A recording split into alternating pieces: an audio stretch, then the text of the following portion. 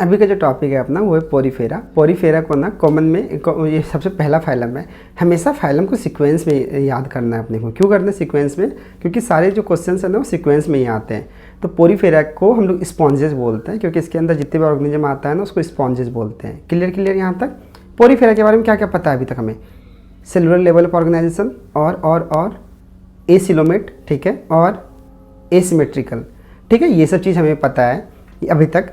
तो ये देखो पोरीफेरा के अंदर स्पॉन्जेज आता है। स्पॉन्जेज क्या होता है ना, मेनली देखना कभी ऐसे स्कूबा डाइवर सबको देखना, नीचे क्या होता है ना, सी सरफेस के नीचे ऐसे बहुत सारे ना ऐसे ऑर्गेनिज्म, ऐसे बहुत सारे ऐसे प्लांट लाइक ऑर्गेनिज्म ग्रो करते रहता है, तो उसको हम लोग स्पॉन्जेज बोलते हैं। ये ना मोस्टली एक्वेटिक होता है। एक्वेटिक तो सारे होते हैं, ठीक है, मोस्टली मराइन होता है। मोस्टली क्या होता है? मराइन होता है, सी वाटर सलाइन वाटर में रहता है। बट इसमें से कुछ स्पेसीज जो है ना वो फ्रेश वाटर भी हो सकता है, और जहाँ भी एक्सेप्शन होता है वो क्वेश्चन पूछा जाता है। तो फ्रेश वाटर का जो एग्जांपल है वो स्पॉन्जिला है। स्पॉन्जिला का स्ट्रक्चर इस तरह का दिखता है। स्पॉन्जिला इज फ्रेश वाटर और रिमेनिंग सारे के सारे मराइन होते हैं, सलाइन वाटर में रहता है, ठीक है।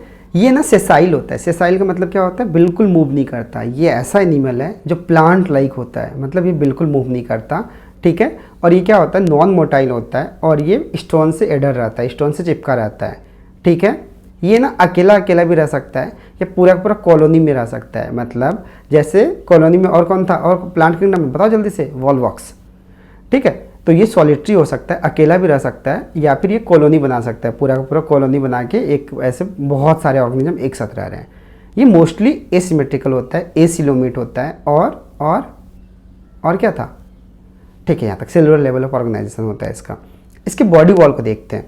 इसका जो बॉडी वॉल होता है ना, यहाँ पे ध्यान से सुनना, ये बेस है, ये बेस वाला जो पार्ट है ना ये स्टोन से ऐसे एडर्ड है। इसके बॉडी वॉल में ना बहुत सारे छेद होता है, ऐसे ऐसे करके बहुत सारा छेद होता है, और एक इसके यहाँ पे एक बड़ा सा छेद होता है। ये जो छेद है ना ये इसको ऑस्टिया बोलते हैं, और ये जो बड़ा वाला जो ऊपर पे ओपनिंग है ना इसको ऑस्कुलम बोलते हैं। क्या बोलते हैं इसको? ऑस्कुलम, और इसको ऑस्टिया, छोटे छेद को। तो बीच में पूरा पूरा कैविटी हुआ, तो कैविटी को हम क्या बोलते थे? याद करो पहला वीडियो क्या था, कैविटी को सिलोम बोलते थे, है ना, सील या सिलोम। क्योंकि स्पॉन्ज के अंदर का ये बॉडी कैविटी है, तो इसको क्या बोलेंगे? स्पॉन्जोसील। क्या इसमें बॉडी कैविटी होगा? True body cavity? बिल्कुल भी नहीं। ट्रू बॉडी कैविटी इसके अंदर होगा, इसके अंदर होना चाहिए, है ना, बट ट्रू बॉडी कैविटी इसमें नहीं होता। True body cavity triploblastic animal में होता है, ठीक है। और ट्रिप्लोब्लास्टिक किस में होता है? जिसमें टिश्यू ऑर्गन या organ system level of organisation होता है। तो इसमें ये ट्रू बॉडी कैविटी नहीं है, क्योंकि स्पॉन्ज के अंदर ना कैविटी है, इसलिए इसको स्पॉन्जोसील बोलते हैं। इसका देखो फंक्शन क्या होता है इस ऑस्टिया का। इससे क्या होता है ना, वाटर इसमें अंदर आता है, वाटर अंदर आके स्पॉन्जोसील में जाता है, फिर फाइनली यहाँ से ओपरकुलम के थ्रू बाहर निकलता है। तो इससे प्रॉफिट क्या होता है ना, इससे प्रॉफिट क्या होता है ना कि यहाँ से जो भी है ना वाटर जब आता है ना तो हेल्प करता है वाटर इसके सारे प्रोसेसेस में, जैसे डाइजेशन में मतलब फूड कैप्चर करने में फूड लाता है वाटर, साथ में रेस्पिरेशन में, एक्सक्रीशन में, इवन रिप्रोडक्शन में भी हेल्प करता है ये, ठीक है। ये जो है ना ऑस्कुलम क्या करता है, फाइनल यहाँ पे फाइनल एग्जिट पॉइंट है वाटर का। अगर हम इसके बॉडी वॉल को देखें ना तो उसका बॉडी वॉल का स्ट्रक्चर कुछ इस तरह का होगा। इसको ध्यान से सुनना, ये जो स्पॉन्जोसील पूरा का पूरा है ना, ये स्पॉन्जोसील लाइंड होता है ऐसे इस तरह के कुछ सेल से। इस तरह का कुछ सेल है यहाँ पे। इस तरह के सेल को हम लोग बोलते हैं कॉलर सेल या कोइनोसाइट या कॉलर सेल, ठीक है। यहाँ तक क्या बोलते हैं? ये क्या होता है? ये क्या होता है? ये कोइनोसाइट होता है या कॉलर सेल होता है। ये क्या करता है? लाइन करता है बॉडी वॉल को। ये क्या इनर लाइनिंग, समझ में आ गया? यहाँ तक स्पॉन्ज का इनर लाइनिंग है, समझ में यहाँ तक आ गया। और ये क्या करता है? लाइन करता है, और लाइंड स्पॉन्जोसील, स्पॉन्जोसील को लाइन करता है। इनर लाइनिंग जो है ना वो क्या है, यहाँ पे कोइनोसाइट्स है या कॉलर सेल है जो इसको लाइन भी करता है, इस स्पॉन्जोसील को लाइन करता है। समझ में आ गया यहाँ तक? इसमें ना फ्लेजेला है, ध्यान से देखना यहाँ पे, इसमें फ्लेजेला है। फ्लेजेला जो है ना वो हेल्प करता है वाटर के मूवमेंट में, फ्लेजेला हेल्प करता है वाटर के मूवमेंट में। दूसरा सेल यहाँ पे है सबसे लास्ट में, फ्लैटेंड पाइनोसाइट। ये जो है ना ये सबसे आउटर लाइनिंग है, ये आउटर बाउंड्री वॉल बनाता है, ठीक है, इसके वॉल का। उसके अलावा तीसरा सेल है स्क्लेरोब्लास्ट, क्योंकि ये जो है ना ये एक स्ट्रक्चर है, इसको भी कुछ सपोर्ट की ज़रूरत होगी। तो ये जो स्क्लोरोब्लास्ट है ना, स्क्लोरोब्लास्ट क्या करता है, कुछ सिलिका स्पिक्यूल्स यहाँ पे वो करता है, फॉर्मेशन करता है। मतलब सिलिका, कैल्शियम कार्बोनेट, इन सब का ना यहाँ पे ऐसे ऐसे हल्का हल्का स्केलेटल टाइप से सपोर्ट देने की कोशिश करता है। तो स्क्लोरोब्लास्ट का क्या फंक्शन होता है, सिलिका स्पिक्यूल्स बनाना। उसके अलावा कुछ सेल होते हैं जिसको आर्कीसाइट्स बोलते हैं। आर्कीसाइट्स जो होता है ना, ये टोटीपोटेंट सेल होता है। टोटीपोटेंट का मतलब क्या होता है, एक टाइप का सेल जो डिफरेंट टाइप की सेल को जर्मिनेट करवा सकता है। ठीक है, तो ये आर्कीसाइट जो होता है ना, ये ओवा एंड स्पर्म के फॉर्मेशन के लिए रिस्पॉन्सिबल होता है। ओवा एंड स्पर्म के फॉर्मेशन के लिए रिस्पॉन्सिबल होता है। यहाँ तक समझ में आ गया। ये ऑस्टिया था ना, तो ये ऑस्टिया यहाँ भी दिख रहा है अपने को, है ना, ये ऑस्टिया ऐसे, और ये स्पॉन्जोसील है। आई थिंक इसका बॉडी वॉल कैविटी बहुत इंपॉर्टेंट है। ये वाला पार्ट प्लीज़ याद रखना। जितने सेल है ना, उसको नंबरिंग कर रखा है मैंने, प्लीज़ सेल को याद रखना क्योंकि सेल इंपॉर्टेंट होते हैं इसमें। अब देखते हैं इसमें वाटर ट्रांसपोर्टेशन सिस्टम जो है ना, उसको अच्छे से डिस्कस करते हैं। बॉडी कैनाल सिस्टम और वाटर ट्रांसपोर्ट सिस्टम। ये बॉडी कैनाल सिस्टम या वाटर ट्रांसपोर्ट सिस्टम, इसके अंदर क्या है, वाटर है। वाटर ऑस्ट्रिया से अंदर आया, ऑस्ट्रिया से अंदर आने के बाद स्पॉन्जोसील में गया। स्पॉन्जोसील क्या है, स्पॉन्ज के अंदर का कैविटी में गया, और स्पॉन्जोसील से ये फाइनली ऑस्कुलम से बाहर निकला। ये वाटर का पूरा मूवमेंट है, इसको क्या बोलते हैं, वाटर ट्रांसपोर्ट सिस्टम या बॉडी कैनाल सिस्टम। ठीक है, यहाँ तक देखो ध्यान से। स्पॉन्जोसील जो है ना, इसमें क्या होता है, कोइनोसाइट्स होता है। कोइनोसाइट्स क्या होता था, स्पॉन्जोसील को लाइन करता था, इनर लाइनिंग कोइनोसाइट्स होता है। कोइनोसाइट्स क्या करता है ना, इस वाटर के साथ जितना भी फूड पार्टिकल आ रहा है ना, उस फूड पार्टिकल को कैप्चर करता है, और कोइनोसाइट और क्या करता है, कोइनोसाइट क्या करता है, और गैसियस एक्सचेंज करता है, क्योंकि इसके रेस्पिरेटरी सिस्टम तो होता नहीं है, तो गैसियस एक्सचेंज करता है, साथ में एक्सक्रीटरी प्रोडक्ट एक्सचेंज करता है। तो वाटर फूड लाने में हेल्प कर रहा है, गैसियस एक्सचेंज में हेल्प कर रहा है, और एक्सक्रीटरी प्रोडक्ट मतलब एक्सक्रीशन में भी हेल्प करता है वाटर। ठीक है, कोइनोसाइट को कॉलर सेल बोलते हैं। ये इसका स्ट्रक्चर कुछ इस तरह का होता है। यहाँ पे एक फ्लैजेला होता है जो वाटर का मूवमेंट करवाता है, ये हमने पहले डिस्कस कर लिया है। ठीक है, यहाँ तक। अब जो ये फूड पार्टिकल है ना, ये क्या करेगा, कोइनोसाइट कैप्चर करेगा, अपने सेल के अंदर लेगा और वहाँ पे डाइजेस्ट करेगा। सेल के अंदर लेगा और वहाँ पे डाइजेस्ट करेगा। क्लियर यहाँ तक। तो इसको बोलते हैं इंटरसेलुलर डाइजेशन ऑफ फूड। ये ना बहुत इंपॉर्टेंट है, ये इंटरसेलुलर डाइजेशन ऑफ फूड, मतलब सेल के अंदर फूड का डाइजेशन हो रहा है। ह्यूमन में कैसा होता है, ह्यूमन में डाइजेशन कैसा होता है, ह्यूमन में डाइजेशन होता है एक्स्ट्रा सेलुलर।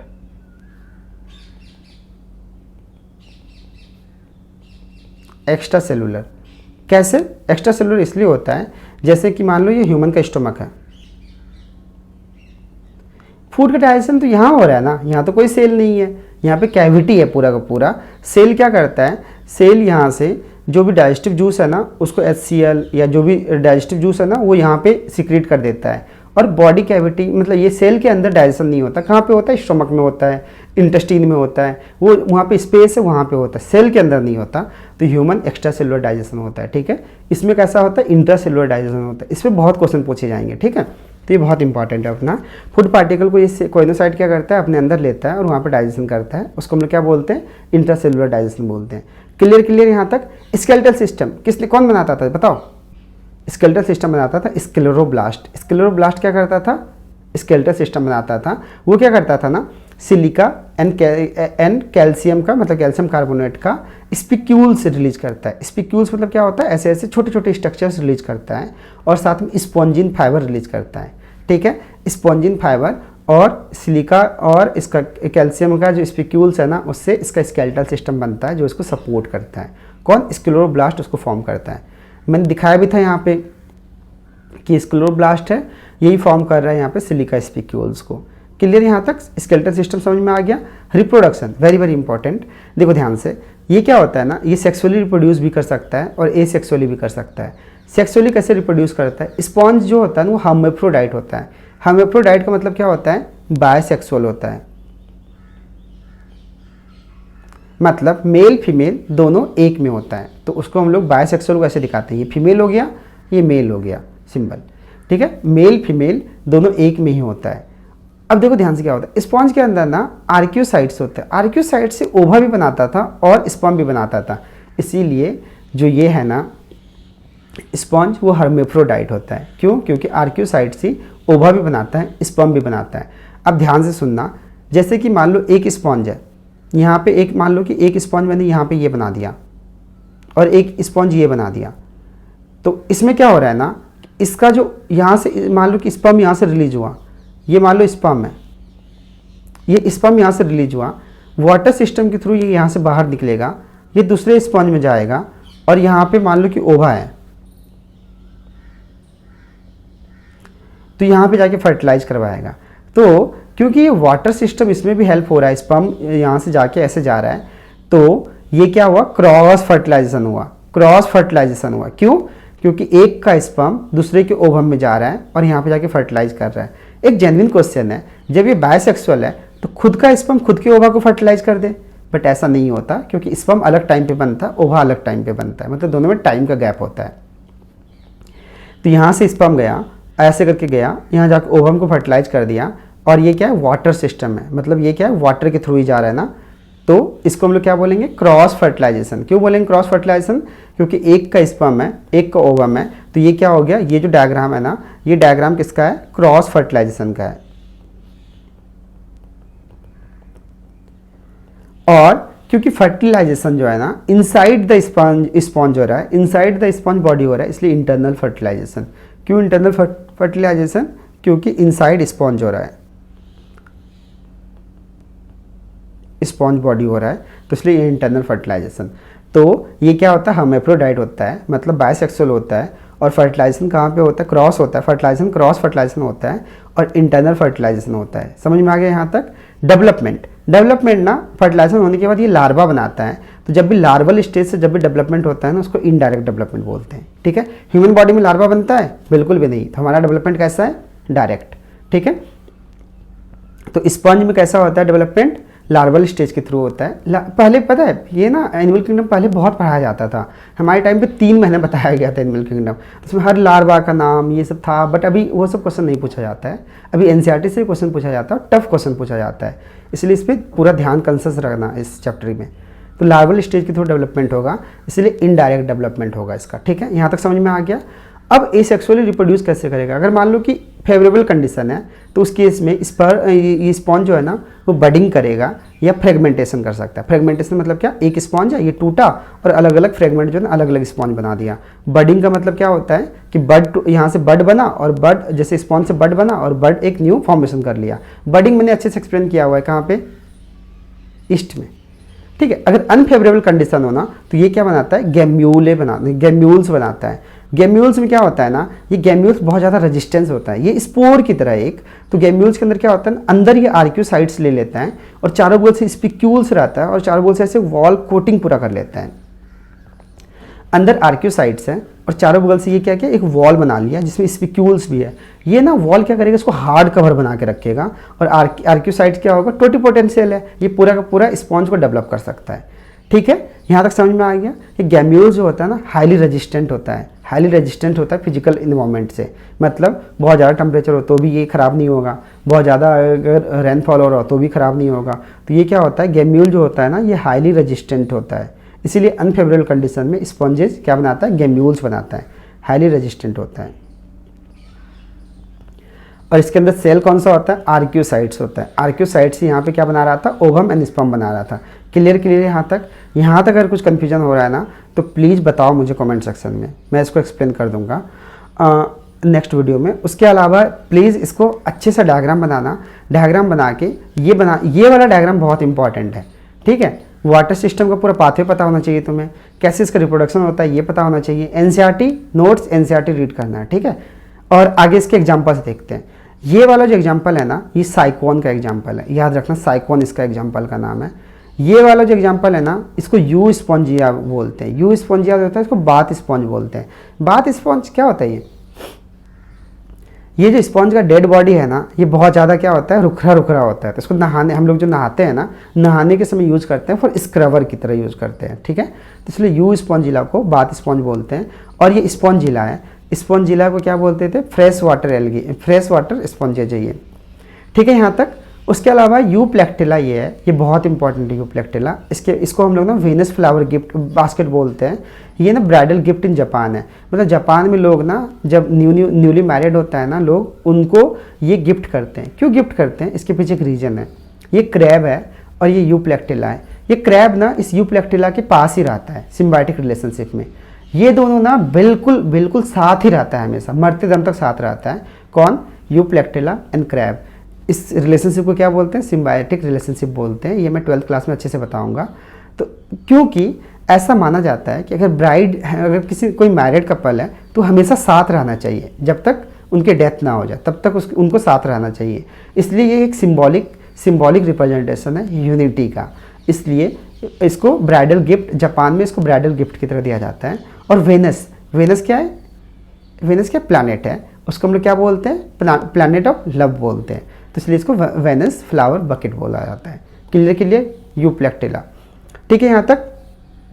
साइकोन का ही नाम ना स्काइफा है, स्पॉन्जिला फ्रेश वाटर है, यू स्पॉन्जिया बाथ स्पॉन्ज है। क्लियर यहाँ तक। एनसीईआरटी रिवाइज करना प्लीज अच्छे से इसमें। अब कुछ क्वेश्चंस देखते हैं। 2 मिनट के लिए वीडियो पॉज करो, डिस्क्रिप्शन में जाके नोट्स डाउनलोड करो, नोट्स रिवाइज करो, उसके बाद फिर क्वेश्चंस पे आएंगे। ठीक है, तो अब चलो क्वेश्चंस देखते हैं। In case of poriferans the spongocoel is lined with flagellated cell known as spongocoel. Sponge में क्या होता था? ऐसे होता था। ये क्या होता था? ये क्या होता था बताओ? और यहाँ पे क्या होता था? ऑस्टिया होता था। ऊपर ऑस्कुलम होता था। और ये जो पूरा कैविटी है ना, ये कैविटी क्या होता था? स्पॉन्जियोसील होता था, है ना। स्पॉन्जियोसील को कौन लाइन करता था? ऐसे सेल होता था, फ्लैजिलेटेड कॉलर सेल या कोइनोसाइट्स। तो क्या बोलेंगे इसको? कोइनोसाइट्स बोलेंगे। तो आंसर क्या हो जाएगा इसका? ये आंसर हो जाएगा। क्लियर। ठीक है, ऑस्कुला तो नहीं होगा, ऑस्कुला तो ऊपर वाला ओपनिंग है। ऑस्टिया नहीं होगा, यहाँ पे ओपनिंग है। मेसेनकाइमल सेल नहीं होगा, मेसेनकाइमल आगे आएगा। ठीक है, यहाँ तक। Body having the meshwork of cell internal cavity lined with the food. देखो ध्यान से, मेसवर्क ऑफ सेल मतलब क्या है? सेलुलर लेवल ऑफ ऑर्गेनाइजेशन है, सेलुलर लेवल ऑफ ऑर्गेनाइजेशन है इसका।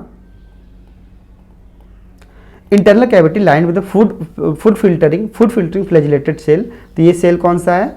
कॉलर सेल है। कॉलर सेल के बारे में ये डिस्कस कर रहा है, जो ऐसा होता है। ठीक है। इनडायरेक्ट डेवलपमेंट क्यों? क्योंकि development through the larva, development through larva. तो ये फाइलम कौन सा होगा बताओ जल्दी से? अभी जस्ट हमने डिस्कस किया ना, पोरिफेरियंस होगा इसमें आंसर। ठीक है, ये कब का क्वेश्चन? 2015 का क्वेश्चन। वो कब? 2017 का क्वेश्चन था। Easy question. ठीक है। Which of the following statement about all the 4 spongilla क्या है? Fresh water sponge. Leech dolphin and penguin correct. देखो ध्यान से, इसमें ना अभी तुम्हें सारा नहीं समझ में आएगा। पहले देखते हैं, पहला लास्ट ऑप्शन देखते हैं। All are bilateral symmetrical. No, जो ये स्पॉन्जिला है ये एसिमेट्रिकल होता है, बायलैटरल सिमेट्रिकल तो नहीं होगा। उसके अलावा leech is fresh water while the other is marine. नहीं, लीच जो होता है ना, लीच जो होता है, देखो ध्यान से, जैसे डॉल्फिन है, डॉल्फिन क्या होता है? गंगेटिक डॉल्फिन होता है ना, गंगा में रहता है। गंगा, तो गंगा क्या है? फ्रेश वाटर का होता है ना, तो ये मरीन तो नहीं है, तो ये गलत हो गया। अगला ना, penguin is homeothermic while remaining 3 are poikilothermic. ये अभी तुम्हें नहीं समझ आएगा। वार्म ब्लडेड कोल्ड ब्लडेड ये मैं बताऊंगा कॉर्ड डेटा में, तो अभी ये भी गलत है। तो इसमें क्या होगा? Spongilla has special collared cell called choanocytes not found in the remaining 3। ये स्टेटमेंट तो सही लग रहा है बिल्कुल, तो ये स्टेटमेंट अभी सही है। पहला स्टेटमेंट अभी इसलिए समझ नहीं आ रहा है क्योंकि वो कॉर्ड डेटा के एग्जाम्पल्स है ना, डॉल्फिन, तो डॉल्फिन को मैं वहाँ समझाऊंगा। ठीक है, डॉल्फिन को और पेंगुइन को वहाँ पे समझाऊंगा। क्लियर यहाँ तक? ये समझ में आ गया ना? स्पॉन्जेज वाला तो समझ में आ रहा है ना? ठीक है। साइकोन क्या था? स्काइफा। साइकोन को स्काइफा भी बोलते थे। Belonging to the group of animal which are best describe by. तो इसका साइकोन का जो फाइलम होगा वो फाइलम कौन सा होगा? साइकोन का ये फाइलम कौन सा होगा? पोरीफेरा होगा, पोरीफेरा। तो multi cellular with gastrovascular system. क्या जीआईटी होता है इसके पास? बिल्कुल नहीं होता। जीआईटी कब होगा? जब जो ट्रिप्लोब्लास्टिक होगा उसके पास जीआईटी होगा, गैस्ट्रोइंटेस्टिनल ट्रैक होगा। ठीक है। Multi cellular having tissue organisation. No, cellular level of organisation होता है इसमें, तो ये तो गलत हो गया। ये क्या होगा? सेलुलर लेवल ऑफ ऑर्गेनाइजेशन होता है, टिश्यू लेवल नहीं होता है। यूनिसेलुलर और ए सेलुलर। नो, ये मल्टी सेलुलर है। कोई भी एनिमल जो है ना वो हमेशा मल्टी सेलुलर ही होता है, तो ये गलत हो गया। अगला, multi cellular without any tissue organisation. Yes, multi cellular without any tissue organisation क्या होता है? कौन सा ऑर्गेनाइजेशन होता है इसमें? सेल लेवल ऑफ ऑर्गेनाइजेशन होता है। ये क्लियर यहाँ तक? तो ये था अपना सारा क्वेश्चंस। पोरीफेरा इंपॉर्टेंट है बहुत ज़्यादा, एनसीईआरटी से रीड करना, नोट से रीड करना। और अगर लेक्चर पसंद आ रहा है लाइक करो, शेयर करो, सब्सक्राइब करो। मिलते हैं अगले टॉपिक पे। Bye bye.